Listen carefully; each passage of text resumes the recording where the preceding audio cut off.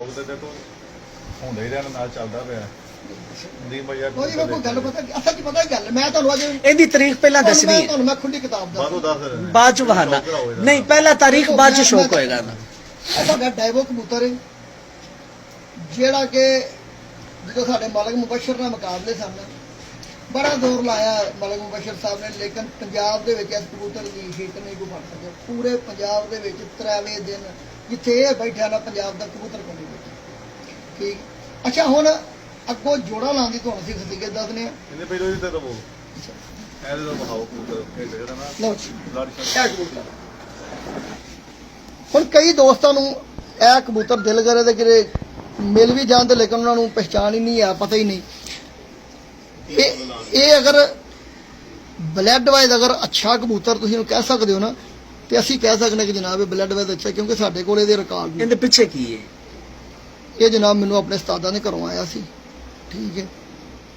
ਤੇ ਅੱਗੋਂ ਅਸੀਂ ਮਾਸ਼ਾਅੱਲਾ ਇਹਦੀ ਨਾ ਬੜੀ ਤਾਦਾਦ ਬਣਾਈ ਹੈ ਸਾਡੇ ਕੋਲ ਮਾਸ਼ਾਅੱਲਾ ਤਾਦਾਦ ਚ ਕਬੂਤਰ ਨੇ ਔਰ ਇਹਨੂੰ ਅਸਾਂ ਅੱਗੋਂ ਜਿਹੜੀ ਇਹਦੀ ਬਰੀਡ ਬਣਾਈ ਹੈ ਨਾ ਤੁਹਾਨੂੰ ਮੈਂ ਉਹਦਾ ਵੀ ਸ਼ੌਕ ਕਰਾਨਾ ਵਾ ਉਹ ਮੇਰਾ ਖਿਆਲ ਹੈ ਕਿ ਮੀਲਾਂ ਦੇ ਹਿਸਾਬ ਨਾਲ ਫਰਕ ਪਾ ਗਈ ਹੈ ਇਹਨਾਂ ਨਾਲੋਂ ਜਿਹੜੇ ਅਸੀਂ ਅੱਗੋਂ ਅਸਾਂ ਬਣਾਏ ਨੇ ਇਹਦੇ ਤੋਂ ਜਿਹੜੇ ਅਸਾਂ ਬਣਾਏ ਨੇ ਉਸਤਾਦਾਂ ਨੇ ਕਿੱਥੋਂ ਲਿਆ ਨੇ ਕੋਈ ਪਤਾ ਨਹੀਂ ਉਸਤਾਦਾਂ ਨੂੰ ਪਤਾ ਹੋਏਗਾ ਬਲਕਿ ਇਹ ਮੇਰਾ ਖਿਆਲ ਹੈ ਪਰ ਭਾਓ ਜੀ ਇਹ ਕਬੂਤਰ ਨੇ ਪਿੱਛੋਂ ਉਸਤਾਦ दोस्तों ये मैं पहला कबूतर उस्ताद जी का दिखाने लगूं पहला कबूतर और आखिरी कबूतर जितने भी अंदर कबूतर आएंगे उनकी परेल उनका वजूद उनका हड्डी जोड़ उनकी दुम सेम आएगी पेडिग्री सेम निकलेगी रंग कोई भी आंख कोई भी होगी ये मैं चीज दिखा रहा हूं पहला कबूतर दिखाने लगूं आखिरी कबूतर दिखाऊंगा इसी पैटर्न से आएगा अच्छा सर जी कथा कलामी की माफी कि मैं ना ये जेडे कबूतर ने पिछो उस्ताद सलाम खान दे घर दे ने सियालकोट में अच्छा अच्छा ठीक है क्योंकि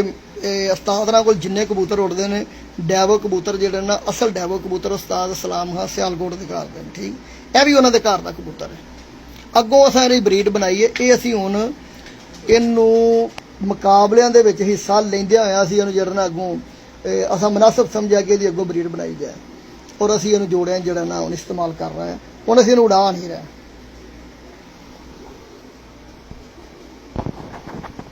ਦੋ 3 ਸਾਲ ਇਹਨੇ ਆਪਣਾ ਲੋਹਾ ਪੂਰਾ ਬਣਵਾਇਆ ਜੀ ਇਹ ਜਿੰਨੀ ਦੇਰ ਮੁਕਾਬਲੇ 'ਚ ਰਿਹਾ ਵੇ ਪੰਜਾਬ 'ਚ ਇਹਦੇ ਉੱਤੇ ਕਬੂਤਰ ਕੋਈ ਨਹੀਂ ਬੈਠਾ माशाल्लाह ਦੇਖੋ ਜੀ ਮੈਂ ਦੋਸਤਾਂ ਨੂੰ सर इनके जरा पंजे दिखाने ना जरा ਸਰ ਜੀ ਮੈਂ ਜ਼ਰੂਰ ਦਿਖਾਉਂਗਾ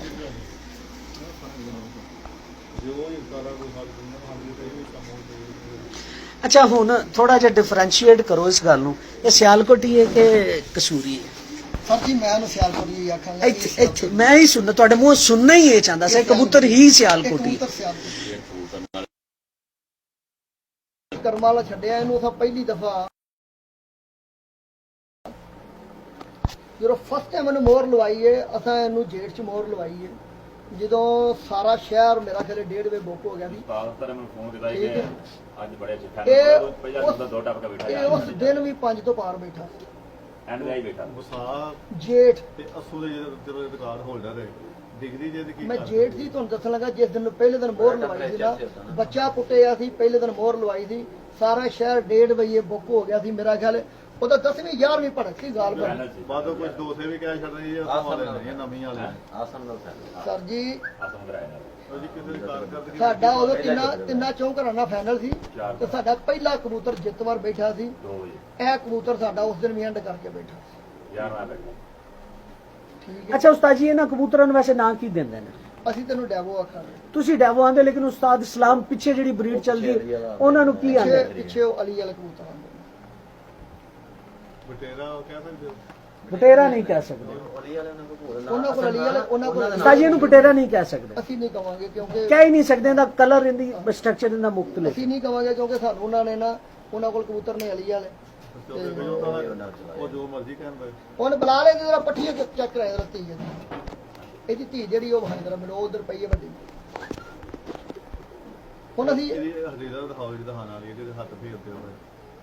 ਸਰ ਜੀ ਇਹਦੀ ਬਿਲਕੁਲ ਛੋਟੇ ਆਜ ਦਰਮਿਆਨੀ ਛੋਟੀ ਨਹੀਂ ਇਹ ਪੂਰੀ ਵਧੀਆ ਕੰਪੈਕਟ ਦਰਮਿਆਨੀ ਸਾਈਜ਼ ਜਣੇ ਦਾ ਵਧੀਆ ਦਰਮਿਆਨੀ ਹੱਡੀ ਹੈ ਦਰਮਿਆਨੇ ਸਾਈਜ਼ ਦਾ ਲੇਕਿਨ ਅਸੀਂ ਜਿਹੜੇ ਅੱਗੋਂ ਇਹਦੇ ਬਣਾਏ ਨੇ ਨਾ ਫੁੱਲ ਕਵੋ ਨਹੀਂ ਮੈਂ ਦੱਸਣਾ